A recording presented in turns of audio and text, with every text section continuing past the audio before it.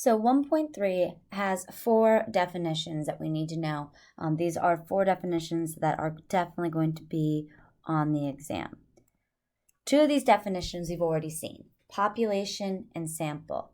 When we did the example in class with the political scientists, we talked about the population.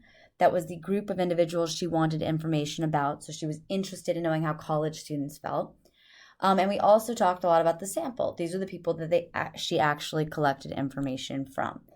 So we've already seen those 2 things. They're pretty easy to spot as long as it's been laid out in a question, which it should be if that's a question on a test. The 2 new definitions here are parameter and statistic. So when we say statistics, that's the study that we're learning this semester. A statistic in the singular means a measurement from a sample. So both the parameter and statistic are both measurements, parameter being a measurement from the population and the statistic being a measurement from a sample. So to make sure that we really understand these 4 definitions, the exercise here, 1.3.1, is going to make us identify all 4 of these things from an example. So I want to give you guys a moment to read through this and identify all 4 on your own. Population and sample are going to be your groups of people. Parameter and statistic are going to be measurements or numeric values from these groups. So go ahead, pause the video, try this on your own. Okay, so we should be coming back from having paused and tried this on our own. If you don't pause the video and try things on your own, it's definitely going to make life a lot harder for you in the long run because you're not going to make the mistakes and learn from them.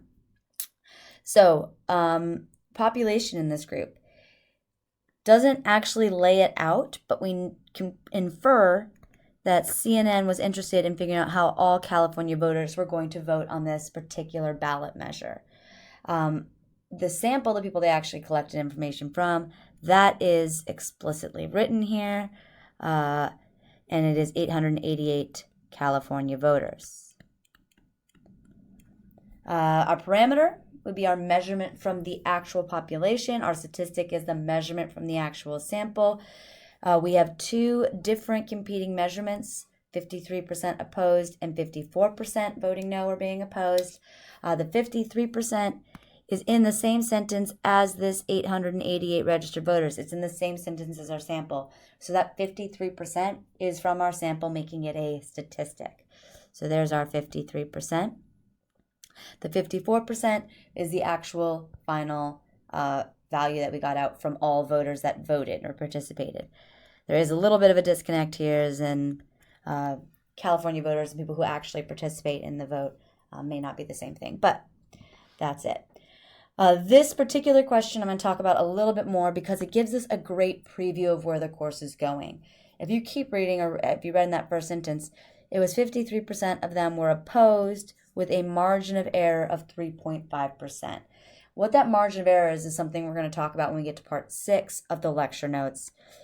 What this tells us is that our guess at the number or the percent of people who are going to vote against Prop 19 is 53% plus or minus this 3.5%.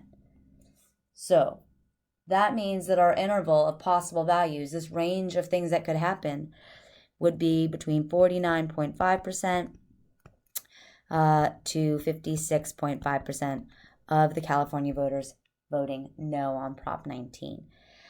Why is this important? Well, we kind of know what a margin of error is now. We've talked a little bit about intervals, which is a good preview. But what's even more important here is that if the true value of people who are going to vote no on Prop 119 is 49.5% or close to it, that means it passes, right? Weed would be legal in California in 2010 instead of in 2016. But the other option is it could not pass, right?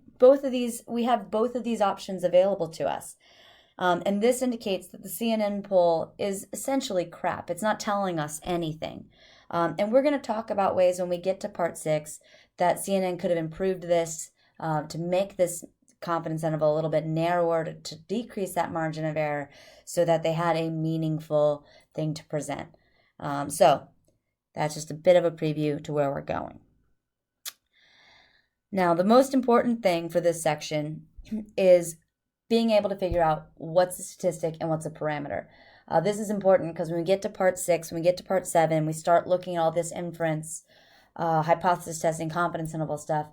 We need to identify what is from our sample and what's from our population or the thing we want to test. Especially when we get into part 7, a t-test versus a z-test is all about whether you've been given a sample standard deviation, a statistic, or a population standard deviation, a parameter. I'll do the first one, and then I'm going to give you a chance to pause and try the rest on your own. We are just reading through these and determining if the measurement given is a statistic or a parameter. So first question, the actual average height of all adult human males is 5 foot 9.4 inches. This is a parameter. It's a silly parameter, and we'll talk about why, but it's a parameter for 2 keywords that are here, actual and all. Both of these keywords are telling us this is the true value from every single adult human male in the U.S.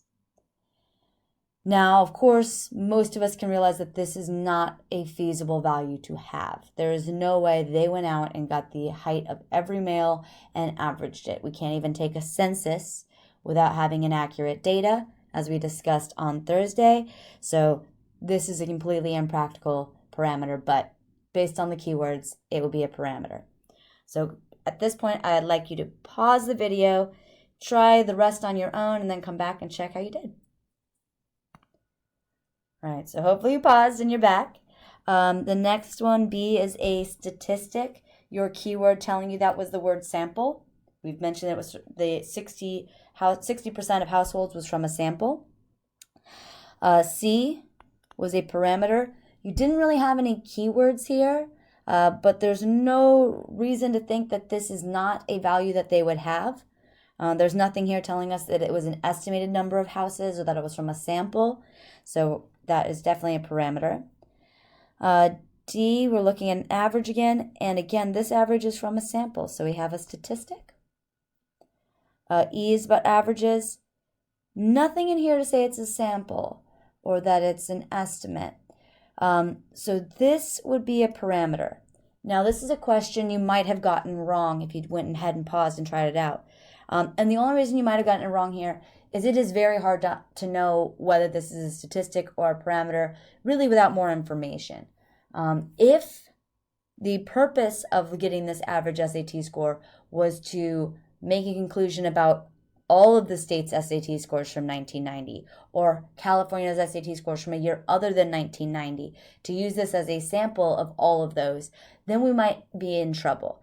But there's nothing here to imply that they're looking at anything bigger than this, so it's going to be a parameter. We have a mall survey found that 36% of women. The survey here tells us this is not everyone, not all women.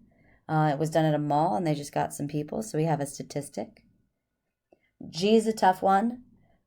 This one is a statistic as well.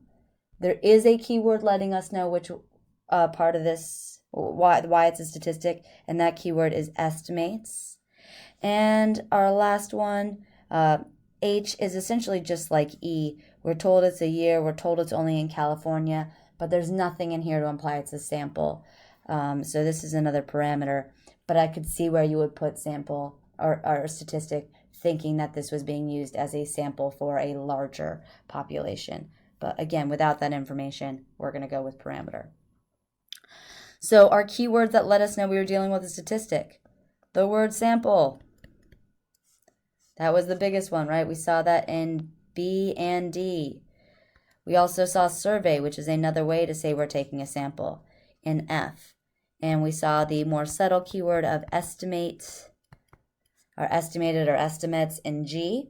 There are other options. A poll is another way to say a survey or a sample. So this is by no means an exclusive list, right? But this is just some ideas of how you could tell if you're dealing with a statistic.